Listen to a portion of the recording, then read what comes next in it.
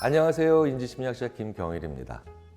인지심리학은 사람의 생각을 가장 미시적인 관점으로 연구하고 바로 인접 분야인 뇌과학과 함께 그래서 어떤 하드웨어적 변화 그리고 어떤 소프트웨어적 변화, 즉 인간의 신체와 그리고 마음에 대한 변화를 연관지어서 연구하는 학문인데요. 저희 인지심리학자들이 직접적으로 도박 중독을 연구하는 경우는 드뭅니다.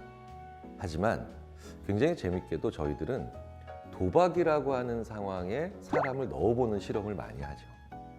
그리고 중독이다라고 표현될 수밖에 없는 그런 또 요인들도 독립적으로 많이 연구합니다. 그래서 아마 전 세계적으로 도박 중독을 연구하는 사람 손들어봐 라고 해서 전 세계 인지심리학자들이 다 모여 있을 때 이렇게 얘기하면 아무도 손들지 않을 거예요. 그런데 도박적이다, 중독적이다 라고 하는 것에 대해서 얘기해 볼 사람 하면 아마 인지심리학자들 엄청나게 손들 겁니다.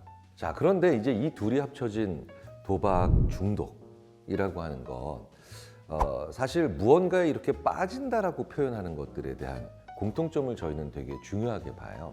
우리가 도박 중독에 쌓여간다 이런 표현 잘 안 쓰죠. 그러니까 중독은 되게 만성적으로 일어나는 과정인데도 빠진다고 표현을 해요. 그런데요, 저희 인지심리학자들이 언어를 분석하면 거의 모든 언어에서 빠진다라고 표현할 때 되게 좋은 의미도 있습니다. 사랑에 빠진다라고 얘기를 해요. 그런데 사랑에 빠진다라고 표현하지 사랑을 쌓아간다라는 표현은 잘 하지 않죠.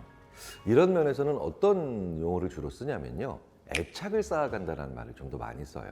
그러니까 무언가 장기적인 그런 기간에 걸쳐서 하나씩 만들어가는 형성의 그것을 쌓아간다라고 표현하죠. 그래서 애착은 쌓아가는데 애정에 빠진다, 사랑에 빠진다 이런 표현 많이 쓰는 건 뭐냐? 바로 무언가 흥분성 감정과 관련이 있기 때문입니다. 사실 도박 중독이라고 하면 도박 중독에 빠져버렸다고 표현하지만 중독은 오히려 애착처럼 쌓아가는 감정이나 아니면 어떻게 만성적인 것이 계속 진행되면서 일어나는 현상을 표현하는데도 오히려 도박 중독에 빠진다라고 표현하는 것을 우리가 일반적으로 쓰는 이유는 무언가 도박과 관련된 건 흥분성과 관련이 있구나라는 것과 깊은 연관이 있을 것 같다는 거예요. 사실 우리가 하고 있는 많은 재밌는 놀이들이나 아니면 많은 게임들도 사실은 도박과의 경계에서 모호할 수 있는 여지들은 꽤 있습니다. 하지만 분명한 건 흥분성과는 관련이 있다는 거죠. 굉장히 사람들이 재미있게도 사랑에 빠진다라고 하는 것, 도박에 빠진다고 하는 것, 어떤 무엇인가에 빠진다고 하는 건 내 의지와 노력과는 크게 관련이 없다라는 걸 전제로 하고 있습니다. 그러니까 내 의지와 노력과 무관하게 흥분성이 있는 것이 이제 점점 도박과 관련된 혹은 사랑과 관련된 단어들에 빠진다는 것과 연관이 될 수 있다는 거예요. 자, 그렇다면 무엇인가가 도박적으로 변하면 그래서 노력하지 않게 되겠죠. 마치 학교에 등교해서 짠 하고 누르면 슬롯머신처럼 점수가 빠바박 하고 나오면 노력할 필요 없는 것처럼요. 그렇기 때문에 그 반대의 것들을 한번 생각해 보면 도박 중독에 빠지는 분들 혹은 도박으로 인해서 만성적으로 힘든 분들의 특징들을 좀 알아볼 수는 있다는 거예요. 일단 여기서 되게 중요한 전제는 한 사람의 강점이 그 사람의 약점과 바로 직결되고요. 그리고 어떤 사람의 역량이 그 사람의 취약점과 바로 깊은 연관이 있다는 겁니다. 그래서 저희 심리학자들이 이런 얘기 많이 하죠. 한 시기에 그 사람을 성장시키는 원동력이 다른 국면에서 그 사람의 성장을 발목 붙잡는 경우도 많다. 제 주위에 유난히 도박을 좋아하는 친구들, 사실은 그렇게 학력 차이도 없습니다. 사실 성격 차이도요 그렇게 큰 것 같진 않아요. 하지만 분명한 건 그 성격의 일부분에 해당하는 전문가들이 이렇게 얘기하시죠. 자극추구적이다. 저는 그냥 일상적으로 이렇게 표현해요. 지면 집에 가서 잠 못 자는 친구들. 내가 원하는 결과가 안 나오면 막 정말 참지를 못할 정도로 막 분에 떠는 친구들. 이런 친구들은 대부분 일종의 역량과 함께 어두움이 보이죠. 자, 제가 이 말씀을 왜 드리냐면 도박 중독에 빠지는 분들이 못난 분들이 아니라는 거예요. 못난 결과를 만드신 거죠. 그런데 그 못난 결과를 만드실 수밖에 없는 굉장히 많은 그 전의 원인이 그 사람의 역량이나 장점에 기인할 수 있다는 겁니다. 그게 바로 뭐냐? 승부사적 기질, 지고는 못 사는 성격, 그런 것들이에요. 자, 그래서 어떤 사람이 도박 중독에 빠지는 거야? 우리가 얘기할 때요, 도박 자체에만 너무 집중하지 말고요, 항상 이 도박 중독이라고 하는 현상을 보면서 우리 모두가 내 삶에서 나의 역량이 어떤 무언가에 대해서 부적응적인 모습을 보일 수 있게 만든다는 겸허함을 가져야 된다는 거예요. 굉장히 많은 사회에서요, 이렇게 어떤 중독적인 것으로 인해서 힘들어하시는 분들을 계속해서 분리하고 그저 맹목적으로 비난하고 못난 사람들로 치부하는 과정에서 교훈을 얻지 못하게 됩니다. 그리고 그렇게 교훈을 얻지 못하는 사회는 결국 어떤 길로 갈 수밖에 없는지 아십니까? 그 장점을 가지고 있는 분이 그 분야에 들어가서 자기의 장점을 어두운 결과, 못난 결과로 바꾸는 사이클을 개선할 수가 없다는 거예요. 자, 그래서 일단 도박 중독자의 심리라고 우리가 보통 얘기를 하지만 어떤 중독이든 그 사람의 장점이 오히려 역으로 갈 수 있다라는 걸 우리가 한번 생각해 봐야 됩니다. 제 아내가 태어나서 한 번도 단순한 고스톱도 안 해본 사람이거든요. 제가 한번 맞골을 같이 쳐봤어요, 신혼 초에. 근데 한 5분 정도 하니까 이런 걸 왜 해? 라고 얘기하더라고요. 그런데 제 아내는 그렇게 자극적인 것을 추구하거나 아니면 굉장히 승부사적인 기질들이 강하지 않기 때문에 그렇죠. 상대적으로 그런 게 강한 분들은 그렇기 때문에 어떤 일을 해나감에 있어서 상당히 긴 시간을 버텨낼 수 있는 장점이 있습니다. 의외로 도박에 중독된다는 건 굉장히 중요한 승리가 하나 있구나. 그리고 그 승리는 쾌감과 연결되죠. 그런데 꽤 많은 긴 시간을 버텨내실 수 있는 사실은 심리적 인내력도 있으신 거예요. 그래서 제 아내는 두 번, 세 번, 네 번 했는데도 당첨 금액이 안 나오는데 이 슬롯 머신을 왜 해? 그랬더니 경험 있는 어떤 분이 그거 20번, 30번 해도 안 되다가 40번째 한번 터지면 너무 기분 좋아. 그랬더니 제 아내가 그걸 왜 참아? 40번이 됐는 데까지도 기다려? 차라리 안 하고 말지. 사람의 종류는 굉장히 다양하죠. 그런데요, 그만큼 30번, 40번, 50번이 될 때까지도 그 쾌감이 기억이 나고 그 쾌감을 생각할 수 있을 정도로 무언가 오래 기다릴 수 있는 사람들이 오히려 도박을 하는 경우도 많습니다. 그러니까 우리가 자극 추구형이라고 하잖아요. 자극 추구형이라고 하면 굉장히 자극적이기 때문에 못 기다린다, 참을성 없다라고 이렇게 섣불리 결론을 내리면 안 된다는 거예요. 굉장히 많은 도박 중독자분들 중에 꽤 최근까지도 사업적으로 성공한 분들이 많죠. 그래서 우리는 이런 에피소드를 많이 보잖아요. 중소기업 대표님으로 큰돈 버셨는데 그 큰돈 버신 분이 이렇게 허망하게 수십억을 도박장에서 날렸다. 우리가 아주 전형적으로 보는 패턴이죠. 그러면 그분은 중소기업 대표로 그 사업을 일구는 기간 동안 그 수십억을 벌 수 있을 정도로 참을성 있게 기다리셨고 끈질기게 노력하셨다는 분들이에요. 그런데 그분이 갑자기 어느 날 갑자기 성격이 완전히 개조돼서 도박 중독으로 이어진 게 아니라는 거죠. 같은 사람이죠. 결국은 뭐냐? 그분이 그 중소기업을 일구실 때면서 그 긴 시간 동안 버텨내신 분이라는 건 굉장히 많이 참을성 있게 기다리면서 근면성실하셨다는 분이죠. 그런데 그게 도박으로 전이 된 것뿐이에요. 자, 그렇다면 그분의 장점이 지금 아주 못난 결과를 만들고 있다. 정확히 이해가 되시죠? 그럼 이거를 매개하는 가장 중요한 핵심은 뭐냐는 거예요. 굉장히 엉뚱해 보일 수도 있지만 가장 본질적인 핵심은요, 이분의 인생에서 행복의 빈도가 떨어졌기 때문입니다. 연세대학교 심리학과의 서운득 교수님 같은 행복 연구의 대가들은요, 항상 이렇게 얘기하죠. 행복은 크기보다 빈도가 훨씬 더 중요하다. 참 정확한 말입니다. 1년에 100점짜리 행복 한 번 경험하는 사람보다 10점짜리 행복을 10번 경험하는 사람이 훨씬 더 적응적이고요.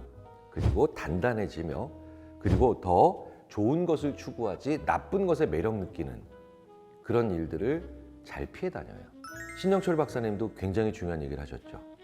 그분은 결국 예전에 일도 도박처럼 하셨을 것이다. 터질 때까지 기다리자. 나올 때까지 기다리자. 이 마음이 전이된 것뿐이에요. 무일푼인 분들이 도박을 하러 가지 않잖아요. 많은 경우에 들어갈 때 멀쩡하던 분들이 왜 거기서 나올 때 이렇게 망가져서 나오느냐? 들어갈 때까지 멀쩡했으니 들어갈 때 멀쩡해 보일 만한 뭔가가 있는데 그게 바로 그분이 이룬 성과만 봐서 그렇습니다. 이런 전반적인 삶, 일과 도박, 그 인생의 10년, 20년을 보면 대부분 행복감의 빈도가 떨어져 있어요. 제가 이렇게 말씀드렸죠. 행복의 크기보다 빈도가 훨씬 더 중요하다. 그런데 뒤집어서 말씀드리자면 그래서 행복의 빈도가 떨어지는 분들은요. 행복의 크기에 되게 집착하세요. 그래서 끊임없이 도박에 지루함을 견디고 그 큰 결과에 인내력을 발휘하는 겁니다.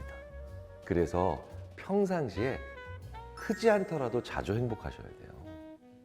그래서 나를 기분 좋게 만들거나 약간 정도 행복하게 만드는 것들의 리스트를 많이 알고 계셔야 돼요. 실제로 외국 연구에 이런 것도 있습니다. 만성적인 도박 중독자들은 좋아하는 음식의 종류가 단편적이다. 그리고 어떤 사람을 만나도 즐겁게 대화할 수 있는 능력이 떨어지더라. 그런데 이런 거 후천적인 거지 선천적인 거 아니잖아요. 왜겠어요? 일을 너무 도박처럼 하신 거예요. 오히려 이런 인생이 의외로 되게 도박에 위험하고 취약할 수 있습니다. 자, 그렇다면 우리 모두가 한번 생각해 봐야 될 게 있죠. 나는 미래의 큰 행복을 아예 포기해서 그냥 오늘을 대충 살고 있지 않는지, 혹은 반대로 미래의 큰 행복을 위해서 오늘 하루에 너무 행복을 떨어뜨리는 날들이 수십 일, 수백 일씩 반복되고 있는지, 그 중간 어딘가에 잘 위치하고 있어야 되죠. 그래서 모든 심리학자들이 행복을 목표가 아니라 도구라고 하는 겁니다. 왜 사세요? 라는 이 질문에 모든 행복 심리학자들이 이렇게 대답합니다. 행복하려고요. 땡 틀렸다는 거예요. 사시려면 행복해야 된다는 거예요. 버티시려면 행복해야 된다는 거예요. 자, 이 얘기는 긴 인생을 살아가야 되는 우리 인생은 절대 인생 자체가 도박적일 수가 없다는 겁니다. 행복이라는 연료를 조금씩 넣어서 50km 가고, 또 조금 좀 넣어서 한 150km 가고, 이번엔 좀 그래도 엄청 큰 건 아니지만 어느 정도 더 넣어서 한 300-400km 가고, 또 떨어지면 50km 가고, 행복이라는 연료를 넣어서 이렇게 조금씩 가는데 가야 될 거리가 수십만 킬로라는 거죠. 그런데 수십만 킬로를 한 방에 갈 수 있는 거대한 연료 칩이 있으면 좋겠다라는 생각을 하게 되는 것이 바로 결국은 도박적인 겁니다. 우리 한국 사회가 전반적으로 행복의 크기에 너무 집착합니다. 그래서 빈도를 높인다는 것에 대해서 크게 중요하다고 생각하지 않아요. 그렇게만 계속 사회가 간다면 우리는 그렇게까지 승부사적 기질 없어도, 그렇게까지 자극적이고 추구하지 않아도 우리 모두가 결국은 도박에 빠질 수 있는, 혹은 도박적 행동에 빠질 수 있는 그런 요인들이 있다. 한 번쯤 우리가 생각해보고 이 도박 중독이라는 문제를 통해서 우리 사회와 우리의 삶 전체에 대한 한번 겸허한 생각을 해보는 게 어떨까 싶습니다. 인지심리학 교과서나 인지심리학 연구물에서 정말 많이 나오는 게 바로 도박과 관련된 현상이죠. 바로 확률. 이 확률 판단이라고 하는 건요, 인간의 마음에 대한 인지심리학적 연구에서 정말로 많이 등장하고요. 저도 박사학위 논문을 바로 확률 판단과 관련된 논문을 썼는데요. 그래서 그 유명한 도박사의 오류라고 하는 현상도 있죠. 2002년에 노벨 경제학상을 받았던 인지심리학자 프린스턴 대학의 다니엘 카너먼 교수는 도박사의 오류라고 하는 재밌는 현상을 언급했고요. 그리고 카네만, 에머스 트베스키, 그 외에 수많은 연구자들이 이 도박사의 오류의 현상들에 대한 연구를 하면서 인간이 기본적으로 확률에 대한 판단을 굉장히 어려워하고 있으며 더 나아가서 체계적으로 무시하고 있다. 자, 이런 얘기를 많이 합니다. 대표적인 도박사의 오류 어떤 걸까요? 그리고 이 도박사의 오류는 도박적인 순간에 혹은 상황이 더 많이 나오겠죠. 일례를 들어보면요, 동전을 던집니다. 그런데 8번을 던지는데 앞면, 뒷면, 앞면, 뒷면, 앞면, 뒷면, 뒷면, 앞면 이렇게 나왔습니다. 아무도 안 놀라시겠죠? 그런데요, 동전을 던졌는데 앞면, 앞면, 앞면, 앞면, 앞면, 앞면, 앞면, 앞면 뭔가 있는 것 같아요. 하지만 첫 번째 말씀드렸던 패턴과 지금 두 번째 말씀드렸던 패턴 모두 동전을 8번 던졌을 때 나올 수 있는 앞면과 뒷면의 그 수많은 패턴 중에 확률 값은 동일해요. 그런데 우리는 첫 번째 것은 그냥 당연한 거 아니야? 이렇게 일상적으로 받아들이는데 두 번째 경우에는 뭐야 이거? 뭔가 있는 것 같아? 이렇게 얘기하기도 하죠. 사실 이걸 저는 예전에 모 지상파 방송국에서 아침 프로그램에 패널로 가끔씩 출연할 때 너무 잘 느꼈어요. 딸, 아들, 딸, 딸, 아들, 딸, 아들 이렇게 난 집은요, 그냥 아이를 많이 낳으셨기 때문에 섭외가 안 됩니다. 그런데 아들만 7 혹은 딸만 7명 딱 낳은 집은 진짜 엄청나게 섭외가 잘 돼요. 그리고 대부분 이렇게 소개가 되죠. 이렇게 희귀한 집안이 있다고. 자, 우리는 왜 같은 패턴, 확률적으로 같은 패턴인데도 왜 한쪽은 더 흔하다라고 생각하고 왜 다른 쪽은 굉장히 특이하다고 생각할까요? 우리가 한 순간의 결과는 다음 순간의 결과나 이전 순간의 결과와 무관하다는 걸 모르고 있기 때문에 그렇습니다. 동전 던지기 했을 때 앞면, 뒷면 어느 게 나왔던 그 다음에 던지는 동전의 앞면, 뒷면과는 서로 독립적이다, 무관한 거예요. 그런데 우리 인간은 되게 재미있게도요, 이 세상을 살아가면서 이렇게 사건과 사건, 이벤트와 이벤트 혹은 시도와 시도가 서로 구분되어 있고 독립적이며 그러기 때문에 영향을 주고받지 않는다라는 사실을 의외로 자주 까먹는데, 왜 까먹느냐? 바보 같아서가 아니라 세상에 대해서 무언가 맥락이 있거나 스토리가 있는 식으로 이해하고 싶어서 그렇습니다. 그렇기 때문에 우리 인간은 무관한 일도 연결지어서 생각하려고 하는 경향이 강하다는 거죠. 아들, 딸, 아들, 아들, 딸, 딸, 아들, 딸, 아들, 딸 막 이렇게 7명을 낳은 집안에서 8번째 자식은 누가 나오는가? 그럼 사람들이 이래요. 뭐 둘 중에 하나 나오겠지. 사람 나오면 되는 거 아니야. 이렇게 그냥 심드렁한 반응, 즉 일상적인 반응을 보이는데, 아들을 7명 혹은 딸을 7명 이렇게 연속적으로 낳은 집안에서 그 8번째 자식은 왠지 딸이 7명 나왔다면 8번째 자식은 아들이 나와야 마땅한 것 같고, 아들이 7명 연속적으로 나왔다면 8번째는 딸이 나와야 이젠 뭔가가 세상이 바르게 똑바로 돌아가는 것 같은, 마치 그래야 할 것 같은 느낌을 받죠. 저는 이 현상을 어디서 많이 봤냐면, 제가 예전에 모 인터넷 게임 회사에 밤에 전화하신 고객들이 너무 콜센터 분들을 괴롭혀서, 그리고 너무 폭언을 많이 하셔서 그 전화하신 분들을 좀 진정시킬 수 있는 소위 말하는 기다릴 때 배경음악, 이걸 좀 개발하는 프로젝트를 했어요. 전화하신 분들의 녹음된 말도 안 되는 그 정말 다양한 불만들을 들을 수 있었죠. 한번 예를 들어 볼까요? 어떤 분이 이렇게 얘기하셨어요. 내가 지금 맞고를 2만 판을 쳤는데 아직 5강이 안 나왔대요. 이제 나올 때가 됐는데 이건 너희들의 음모래요. 너희들이 조직적으로 무언가 큰 엿을 매기려고 나한테 이런 짓을 하고 있는 거래요. 2만 판을 치든 10만 판을 치든 한 판을 쳤든 2만 1번째, 10만 1번째 혹은 2번째, 여기서 무언가가 나올 확률은 동일하죠. 그런데 이게 동일하지 않고 서로 연관되어 있다고 자꾸 생각을 하는 겁니다. 이렇게 독립적인 일을 연관지어서 생각하는 그런 경향성이 특히 그런데 어디에 많냐면 서양보다는 동양이 더 많아요. 왜일까요? 모든 것은 연결되어 있는 순환적 세계관을 가지고 있거든요. 서양은 아무래도 조금 더 독립적으로 연결되어 있는 경향성이 더 많고요. 그렇기 때문에 세계관도 독립적입니다. 근데 되게 재밌는 건, 그러면 서양인들은 도박적인 것에 있어서 혹은 다른 일반적인 모든 현상들에 있어서 오류가 없냐? 반대 형태의 오류가 더 많죠. 무슨 얘기입니까? 5강에 나왔으니까 계속 나와야 된대요. 이겼으니까 다음도 이겨야 된대요. 뜨거운 손 오류, 핫핸드 팔러시라고 부르기도 합니다. 자, 그런데 이건 도박에서만 일어나는 일은 아니죠. 우리 모두가 일상생활에서 이렇게 확률과 관련된 일들에 대한 판단을 많이 실수한다는 거예요. 이젠 안타를 칠 때가 됐는데, 이젠 손님이 들어올 때가 됐는데, 어제까지 아무 일 없었으니 오늘은 무슨 일이 터질 거야. 이런 모든 종류의 오해들은 무언가의 근거 없이 기다리게 만들고 무언가의 근거 없이 기대하게 만드는 경향이 많죠. 그런 것이 도박이라고 하는 잘 설계된, 그리고 도박장이라고 하는 좀 더 시스템화된 곳에서 우리가 더 그런 생각을 강하게 가질 수 있다는 거예요.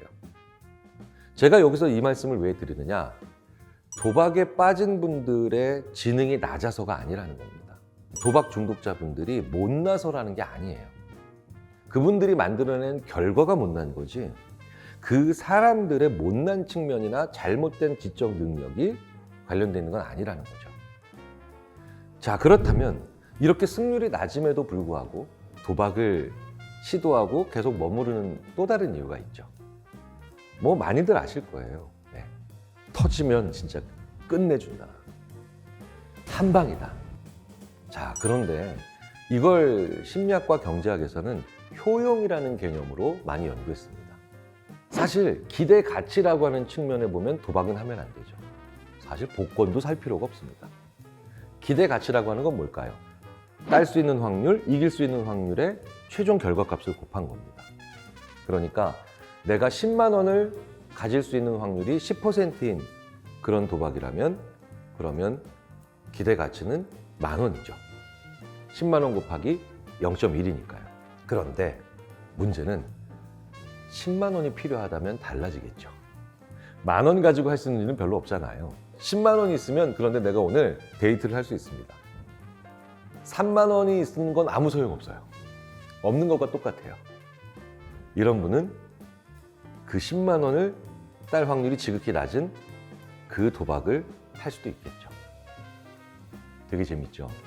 그래서 3만 원 가지고 할 수 있는 일은 없고 10만 원 가지고 할 수 있는 일만 있는 분, 이런 분들이 바로 도박 중독에 빠지고 싶다는 겁니다. 효용이라는 개념이 들어가면 설명이 된다는 거예요. 10,000원이나 2만 원, 3만 원 같이 적은 돈으로 뭘 할 수 있는 일이 별로 없는 분들이에요. 저는 굉장히 많은 도박과 관련된 시설에서 의외로 그렇게 많은 돈을 날린 분들인데도 10,000원짜리, 2만 원짜리를 우습게 보시는 분들을 되게 많이 봅니다. 심지어는 내가 방금 전에 5천만 원 잃고 나온 사람이야. 그 지갑에 아무것도 없어요. 그런데 정말 궁지에 몰려서 차비 달라, 혹은 뭐 잠깐 좀 빌려달라 라고 하죠. 근데 그분들이 그걸 거의 갚질 않아요. 왜일까요? 그 돈 가지고 할 수 있는 일은 별로 없는 거라고 생각하는 경우가 많아서 상대방한테 빌려도 안 갚아도 된다고 생각합니다. 저도 도박 중독으로 심각하게 고민을 받았던 지인이 몇 분 있었는데, 그분들에게 10만 원을 빌려줬는데 갚지를 않아요. 더 놀라운 건 100만 원을 땄는데도 안 갚아요. 왜일까요? 10만 원이 원래 의미가 없기 때문에 그래요. 그런데 저는요, 2만 원만 있어도 진짜 행복하게 설렁탕을 사 먹고, 그 다음에 호빵을 사 먹고, 그 다음에 제가 좋아하는 음료도 사 먹거든요. 작은 것으로 행복해질 수 있는 마음들, 그 다음에 요거는 요걸 가지고는 요런 걸 할 수 있다라고 하는 지식들이 많이 필요해요. 예전에 10,000원의 행복이라고 하는 프로그램이 있었죠. 아까 제가 방금 전에 말씀드렸던 그 도박 중독에 빠진 그분이 제일 어이없어하는 프로그램이 그 10,000원의 행복이었습니다. 큰 걸 가지고 해야만 효용의 가치가 있고, 그리고 그것으로만 내가 메꿀 수 있고 살아갈 수 있다라고 하는 분들은 작은 돈의 가치를 중요하게 생각하기 어렵죠. 사실 이런 현상을 보면서 우리가 배워야 되는 것들은 우리 모든 후손들에게, 아니 우리 스스로에게 돈에 제목 붙이는 습관을 붙여야 된다는 거예요. 돈에 제목을 붙인다. 무슨 뜻일까요? 이 2만 원은 새로운 머플러 사야 돼. 내가 머플러 가지고 싶었거든. 이 5,000원은 오늘 구내식당에서 맛있게 밥 먹을 돈이야. 그리고 이 15,000원은 내가 평상시에 사고 싶었던 김경일 교수의 책을 사기 위한 돈이야. 이렇게 똑같이 4만 원을 지갑에 놓고도 이 2만 원, 이 5,000원, 이 15,000원 이렇게 이름 붙이잖아요. 되게 재밌게도 그걸 다른 목적으로 쓰는 게 되게 힘들어집니다.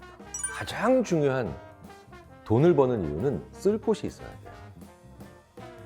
쓸 곳이 없는, 용처가 없는 돈은 굉장히 허망하게 날아갑니다. 그리고 그렇게 허망하게 날아가는 과정에서 내가 날린 돈보다 사이즈가 많이 적은 돈은 이젠 의미가 없는 돈이 돼버리는 거죠. 그러면 더 큰 돈을 위해서 정말 더 떨어지고 있는 확률을 얼마든지 버텨낸다는 거예요.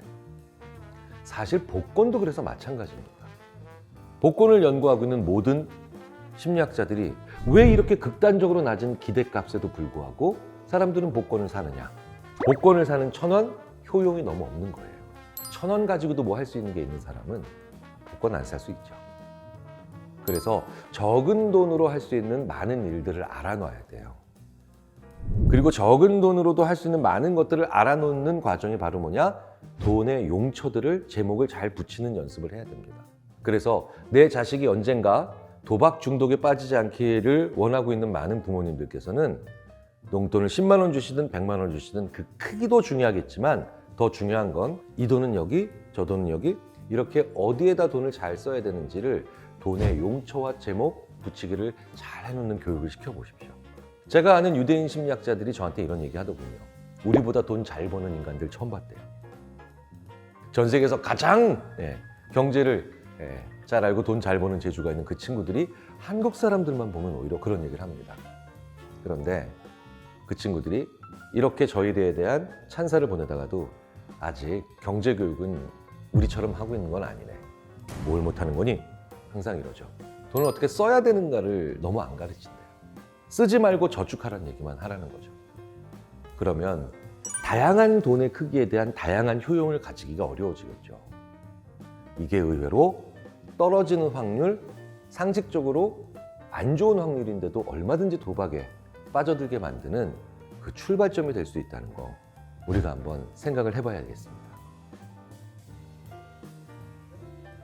인지심리학은 우리 인간이 그 행동을 왜 했을까를 우리가 생각하는 원인보다도 훨씬 더 기저에 있는 원인으로 파헤쳐보는 학문이에요. 그래서 예를 들어서 노력이 부족한 게 원인이다 라고 우리는 생각을 하잖아요. 그런데 그 노력도 인지심리학에서는 결과입니다. 그래서 그 노력을 만들어내는 원인이 또 있겠죠. 그리고 또 그 원인을 만들어내는 또 기저의 원인이 있겠죠.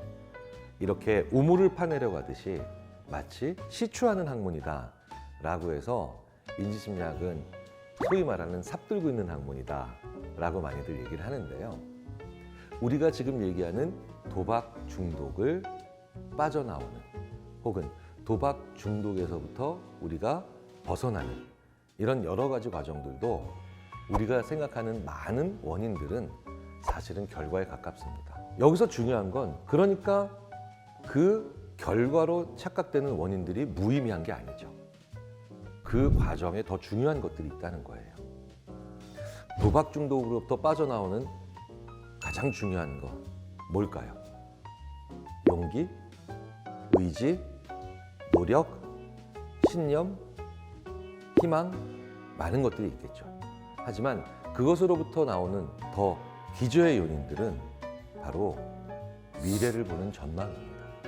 10년 후, 20년 후, 30년 후 이렇게 먼 미래를 생각하는 그 전망은 이 모든 것들에 대한 변화의 시작이고 그리고 우리가 생각해내는 모든 긍정적인 것들을 향해 움직일 수 있는 첫걸음이 됩니다. 열심히 친구들이랑 술 마시다가도 야, 내가 30년 후에 혹은 20년 후에 내 자식의 자식, 손주들도 안아줘야 될 텐데 라고 하면 마시던 술을 좀 줄이겠죠.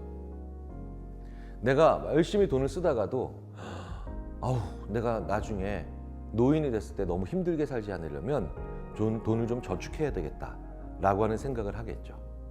이렇게 사람들은 미래를 생각하면 생각할수록 현재의 욕구나 현재에 일어나고 있는 나쁜 습관들을 버리거나 아니면 그걸 통제할 수 있는 경향이 강해진다는 거예요. 자, 그렇다면 그 미래에 대한 생각을 하게 만드는 가장 중요한 출발점은 뭘까요?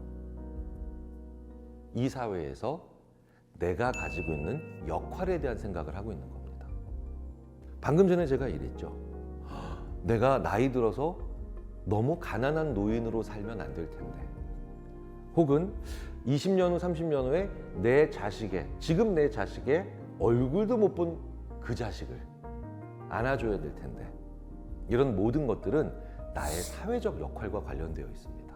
그래서 완전히 사회성이 배제된 인간들을 사이코패스라고 부르는 것도 마찬가지의 이유죠. 그들은 지배하고 통제하는 것에만 관심이 있지, 내가 사회적으로 어떤 의미 있는 존재가 되느냐에는 큰 관심이 없다는 거예요. 그래서 내 사회적 역할이 있다라는 것만 어느 정도 인식해도 아주 지적 능력이 낮은 동물들조차 지금 하고 있는 잘못된 행동에 대해서 상당한 자제력을 가집니다. 동물행동학에서 아주 유명한 연구들이 있죠. 쥐들이 너댓 마리가 있는 그 케이지 안에 마약 성분이 들어가 있는 그런 음식이나 아니면 그런 약물들을 줍니다. 그러면 쥐들이 마약 성분이 들어가 있는 걸 먹고 달콤하고 기분 좋아지니까 계속해서 중독되어 가죠. 그런데요, 그 양을 점점 줄여나가고 자기는 그 마약 성분이 들어가 있는 거를 절제하는 그런 쥐들이 있더라는 거예요. 그 쥐가 바로 뭐냐? 얼마 전부터 그 우리 안에 있는 대장입니다. 쥐들조차도 내가 이 무리를 이끌어 나가야 되는 대장이 되고 있다라고 생각하면 마약과 같은 것에 대한 중독률이 떨어지더라는 거예요. 그래서 나에 대한 사회적 역할을 인식하는 것은 그 무엇보다도 중요합니다. 그래서 도박 중독으로부터 빠져나오는, 그리고 이제 그걸 성공적으로 해내신 분들을 우리가 회복자라고 부르시는데, 이 회복자분들과 상담을 해봤던 많은 도박 중독 치료 전문가들은 자기들도 모르는 사이에 이런 말들을 많이 하는 걸로 나옵니다. 가장으로서, 한 사회의 어른으로서, 혹은 회사의 이런 중요한 사람으로서 사회적 역할들을 잘 상기시켜 드리면서 이 과정을 이끌어 나가는 경우들을 많이 보게 된다는 거죠. 그리고 많은 회복자분들이 그 과정을 회고할 때도 내가 그렇게 결심하고 노력하고 그리고 의지를 가졌던 그 과정에서 그 사회적 역할을 많이 얘기하십니다. 삶에 대한 의미를 주기 때문에 그래요. 도박 중독에서 나오시고 훌륭하게 회복되시려면 나의 사회적 역할을 찾으셔야 됩니다. 그리고 주위에 있는 분들도 이제 당신은 도박 중독이니까 이제 아무것도 하지 말고 회복에만 전념해. 이건 결코 좋은 메시지가 아닙니다. 그분에게 어떤 식으로든 사회적 역할을 부여하시고 그리고 그걸 해낼 수 있는 과정을 보면서 옆에서 용기를 주셔야 돼요. 그래서 제 주위에 있는 어떤 도박 중독으로 심각하게 어려웠던 한 분은 실제로 그 지역 사회에서 어린아이들이 혹은 청소년들이 나쁜 일에 빠지는 것을 잘 막아줄 수 있는 선도와 관련된 사회적인 역할을 부여받으셨고요. 그리고 그 일을 해내가는 과정에서 오히려 이제 나도 제대로 빠져나와야 되겠구나 라고 하는 신념과 용기를 결과적으로 만들어내신 거예요. 자, 그렇다면 이제 무언가라도 사회적인 걸 하셔야 됩니다. 나는 빠져나올 거야 라고 하는 마음만 가지고는 옆에서도 도와주시기 힘들고, 그리고 너는 빠져나오기만 해, 다 필요 없으니까, 그것도 결코 좋은 일이 아니라는 거예요. 인간이 이 지구상에서 살아가는 가장 중요한 이유는 내 삶의 존재의 의미가 있기 때문입니다. 인간은 무의미해지고 그리고 내가 사는 삶에 대한 커다란 의미를 찾지 못할 때 무언가 훨씬 더 자극적인 것으로 돌아갈 가능성이 큽니다. 그렇다면 내가 과거의 자극적인 것으로 돌아가지 않으려면 어떻게 해야 될까요? 반드시 어딘가에서 변화가 만들어져야 되죠. 그 변화가 바로 뭐냐? 성장감입니다. 인간이 가지고 있는 행복감 중에 가장 여운이 오래가고 그리고 새로운 것을 할 수 있는 용기를 줄 수 있는 게 바로 성장감이에요. 그런데 이 성장감은 무언가를 할 때 초반에만 얻을 수 있는 감정이기도 합니다. 제가 얼마 전에 초임 기자님들과 식사를 한 적이 있는데 그 초임 기자님들은 하루하루가 행복하답니다. 왜요? 이렇게 고생하고 계신데 매일매일 쓰는 자기 기사가 늘고 있대요. 기사문의 작성이 늘고 있대요. 그런데 그분들이 재직하고 계신 언론사에 훨씬 더 기량이 좋은 15년차, 20년차 기자분들이랑 얘기를 나눴는데 이분들은 너무 힘들대요. 왜일까요? 이미 느는 상태가 아니거든요. 사람은요, 성장감을 느껴야 행복하다라고 생각을 합니다. 그래서 많은 성장감이 멈춘 사람들이 무언가 다른 곳에 빠지기도 하죠. 자, 그렇다면 성장감을 내 직업이나 내가 하는 사회적 역할에서 어느 정도 시간이 지났다면 쉽게 얻을 수 있을까요? 그럴 수 없을 거예요. 왜? 이미 회복되신 지 어느 정도 시간이 됐고 나의 사회적 역할을 찾으셨다면 이제 더 이상 내 새로운 사회적 역할이 새로운 것이 아니라 나는 이미 익숙하고 전문적인 일을 하고 있기 때문이죠. 전문가는 그 일을 누구보다도 잘 해내는 사람, 누구보다도 능숙하게 해내는 사람이 사전적 정의일 겁니다. 하지만 저희 인지심리학자들은 전문가를 이렇게 정의 내리죠. 이 일을 훌륭하게 해내는데도 즐겁지 않은 사람이에요. 성장감이 없기 때문입니다. 그래서 굉장히 많은 경우에 일에서 성장감이 멈추는 순간 회복되신 분들이 결국은 다시 돌아가시는 경우가 있지요. 이걸 막으시려면 어떻게 해야 될까요? 이제 다시 성장하셔야 돼요. 아니, 성장이 안 된다니까. 어디서 성장할 수 있을까요? 내가 기꺼이 초보자가 되셔야 돼요. 내가 작은 걸 새로 배워야 된다는 뜻입니다. 도박뿐만 아니라 다양한 곳에서 우리가 가장 비극적으로 느끼는 건 완연하게 빠져나오셨고 이제 사회적으로 역할을 제대로 찾으셔서 이제 전문가로서의 삶을 잘 살고 계시는 순간에 다시 돌아가시는 건 너무나도 속상하고 우리는 가끔 그렇게 비극적인 케이스를 보게 됩니다. 그걸 막으시려면 이건 도박과만 관련된 얘기가 아니죠. 늘 끊임없이 작은 걸 새로 배우시는 역할을 하셔야 됩니다. 그러면 성장감이 금방 옵니다. 붓글씨를 저처럼 배우셔도 되고요. 그리고 작은 식물의 생태계를 공부하셔도 되고요. 아니면 공예를 배우셔도 돼요. 내 직업과 무관한, 나의 사회적 역할과 무관한 작은 새로운 것을 계속해서 배우는 사람들은 성장감을 느끼는 과정에서 이제 나의 회복을 완전한 상태로 만들 수 있다는 거. 이건 굳이 도박이 아니라 우리가 살고 있는 거의 모든 삶의 장면에서 우리가 꼭 명심해야 되는 부분이기도 합니다. 늘 새로 배우기를 주저하지 마시고 실천해 보시면 가장 좋은 결과를 보실 수 있을 겁니다.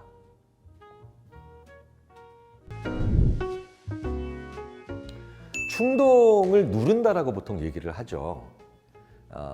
근데 사실 충동은요, 누른다기보다는 충동이 일어나는 곳에서 살짝 빠져나오는 거다.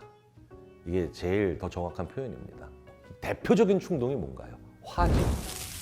화가 안 나는 사람은 죽은 사람이에요. 그런데 화를 어떻게 내느냐가 그 사람의 품격이거든요. 그러니까 도박뿐만 아니라 모든 것에 대해서 충동을 안 느낀다. 사실 어떻게 보면 죽은 겁니다. 충동을 느끼는 건 자연스러운 겁니다. 문제는 충동이 일어난 장소를 벗어나셔야 돼요. 두 발로 걸어 나가시라고요. 인간은 하나의 충동이 일어난 곳의 물리적 장소로부터 두 발로 걸어 나가서 제3의 장소에 가야만 그 충동을 옆에서 이렇게 볼 수 있지 누르지 않을 수 있습니다. 화도 마찬가지예요. 화가 났어요. 화가 나면 실제로 감당하기 어려운 화와 내가 어느 정도 다룰 수 있는 화로 구분을 하셔야 되고요. 내가 감당하기 어려운 화다라고 하면 딴 데로 가셔야 돼요. 그래서 저는 제 아내와 부부싸움 할 때 정말 참을 수 없고 이 말이 나오면 이제 드디어 이제 우리는 최소한 몇 달 동안 말을 안 할 수도 있겠다. 요 정도로 관리가 내가 할 자신이 없는 화가 나면 바로 도망갑니다.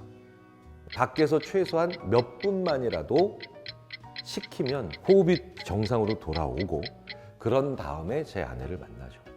이건 모든 충동을 대하는 자세예요. 구분을 먼저 하셔야 됩니다. 이건 내가 누를 수 있고 다룰 수 있는 충동이야. 그러면 밑에서 만만하니까 때리고 누르세요. 그런데 이건 너무 거대한 놈이 올라와요. 그러면 얘는 나를 데리고 거길 갈 거예요. 그러면 거기 가기 전에 딴 데로 가야 됩니다. 더 좋은 건 딴 데 가서 할 게 있으면 되겠죠. 그래서 평상시에 딴 데 가서 할 만한 것들을 미리 넣어놓는 것도 괜찮아요. 제가 아는 어떤 도박 중독으로부터 빠져나오시는 회복 단계에 있는 어떤 분은 그 충동을 느낄 때마다 자기 집에 아내 방, 아이 방에 게임기를 하나씩 두셨어요. 올 때마다 훅 하고 올 때마다 싹 가서 그 게임을 하고 오는 거죠. 또 이런 경우도 있습니다. 그걸 강하게 느낄 때마다 만나는 재미없는 친구를 또 설정해 놓으시는 것도 좋아요. 항상 강한 충동은 억누른다기보단 도망간다라고 해보시면 도망도 기술이 됩니다.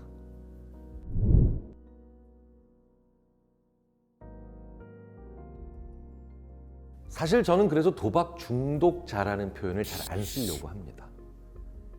제가 말씀드렸던 이 강연 내용을 쭉 보셔도 도박에 빠지셨던 분, 뭐 이런 식의 자꾸 표현을 자꾸 쓰려고 하는 이유가 제 스스로도 낙인 찍기를 하지 않기 위해서죠.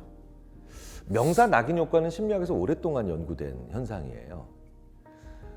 예를 들어서 경일이가 사람을 해쳤대라고 얘기하면 사람들은 이유를 궁금해합니다. 그런데 저 김경일이가 살인자래 라고 하면 사람들은 저런 쳐 죽일 놈, 이유를 알려고 하지 않죠. 그래서 명사라고 하는 건 낙인을 찍어서 더 중요한 건 그 다음에 추가적인 생각을 안 하게 하는 거예요. 자, 그렇다면 사실 가장 중요한 건 내가 많이 좌절하고 포기하지 않기 위해서 나의 이렇게 어려웠던 도박 중독의 과정의 이야기들을 좀 들어줄 수 있는 소양 있는 분들을 먼저 만나시는 게 좋습니다. 나에게 불쑥 나올 수 있는 아유 그때 그래서 내가 그것 때문에 좀 힘들었지, 그 얘기를 특별한 목적 없이 그냥 소소하게 들어줄 수 있는 분들을 주위에 많이 가지시는 게 너무 중요해요. 저도 개인적으로 숨기고 싶은 이야기, 별로 얘기하고 싶지 않은 실패들이 있죠. 그런데 인간은 참으로 재밌게도요, 그런 이야기들을 내가 결국 그럼에도 불구하고 입 밖에 꺼낼 때 들어주는 사람이 참 많은 위로가 됩니다. 내가 힘든 얘기 혹은 나의 어려웠던 얘기들을 소소하게 별 뜻 없이 들어줄 수 있는 사람들 반드시 만나셔야 되고요. 두 번째, 내가 그럼에도 불구하고 무언가를 잘했을 때 또 별 뜻 없이 기뻐해 줄 수 있는 사람들도 만나 놓으셔야 됩니다. 되게 재밌는 건요, 내가 힘든 얘기를 잘 들어주는 사람들이 따로 있어요. 그리고 나한테 좋은 일 있거나 내가 뭘 잘했을 때 우와 라고 하면서 그걸 또 재밌게 들어주는 사람이 또 따로 있습니다. 저는 의외로 남을 위로하는 걸 잘 못합니다. 그런데 누군가가 뭐 좋은 일이 있을 때, 그 사람이 뭘 잘 해냈을 때 옆에서 물개박수를 너무 잘 쳐요. 그래서 그 사람을 위로해주는 상담 심리학자가 못된 이유인 것도 여기 있는 게 아닐까 싶습니다. 그래서 내가 힘들 때 내 힘든 얘기를 소소하게 들어줄 수 있는 사람, 내가 그럼에도 불구하고 뭔가를 성취해냈을 때 굉장히 또 사심없이 같이 기뻐해 줄 수 있는 사람. 첫 번째 형태의 사람들이 바로 따뜻한 사람이고요. 두 번째 형태의 사람들이 상대적으로 따뜻함은 좀 떨어져도 생산성 있는 사람들입니다. 이 두 사람은 절대 한 가지 사람으로부터 기대하기 어렵습니다. 한 사람에게 모든 걸 기대하는 비합리적 신념을 버리셔야 된다는 거예요. 내가 힘든 과거가 있었고 어려웠던 이면이 있었던 분들이 많이 하시는 착각이 특정한 몇 사람을 보고 이 사람들한테 한 사람 한 사람에게 모든 걸 다 기대하는, 모든 응원과 위로를 한꺼번에 받으려고 하는 그런 오류를 많이 경험하시죠. 그런데 일단 나에게 이렇게 하나씩 줄 수 있는 사람들을 만나면 이제 섭섭함이나 원망을 줄이실 수 있습니다. 두 번째, 이렇게 중요하고 가치 있는 사람들이 있음에도 불구하고 여전히 그런 낙인 찍는 고정관념이 있는 분들을 만날 때마다 속상하시죠? 나랑 인간적으로 안 맞는 거죠, 결국은. 그런데 제가 직장에 다니시는 분들한테 이렇게 얘기합니다. 마음 맞는 사람이랑 일할 때 내 일의 기량이 늘고, 마음 안 맞고 나 이해하지 않는 사람들을 만날 때 내 사회적 기술이 는다. 그 사람들이 내 사회적 기술을 늘게 하는 사람입니다. 저는 가끔 이렇게 회복자이신 분들을 만났을 때 너무 응원도 잘 받고 위로도 잘 받고 이렇게 아주 주위에 좋은 분들로만 채워진 분들 중에 가끔 너무 어린아이 같은 분들도 봅니다. 내 사회적 기술이 늘 기회가 없었어요. 그래서 그분들을 미워하시기보단 이렇게 생각하시면 될 겁니다. 나를 낙인 찍거나 오해와 편견을 여전히 가지고 계신 많은 분들을 보면서 니들이 나의 사회적 능력을 키우고 있구나. 이렇게 생각하시면 어떨까 싶습니다.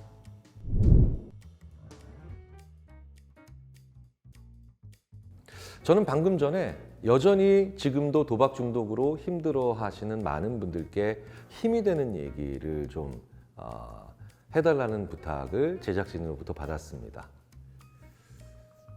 그럼 용기를 가지세요. 뭐 이런 얘기 해드릴까요? 꿈을 가지세요? 아니요.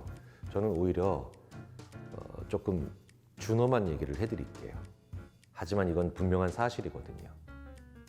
저는 수면과 관련된 학회나 연구들에 얼마 전부터 자주 참여하고 있습니다. 몇 살까지 사실 것 같으세요? 지금 인간의 수명은 너무나도 많이 연장되고 있어서 수면 관련 학회 가면 제가 듣는 얘기가 어떤 얘기인지 아십니까? 재수 없으면 130까지 사실 겁니다. 앞으로 엄청 오래 사셔야 돼요.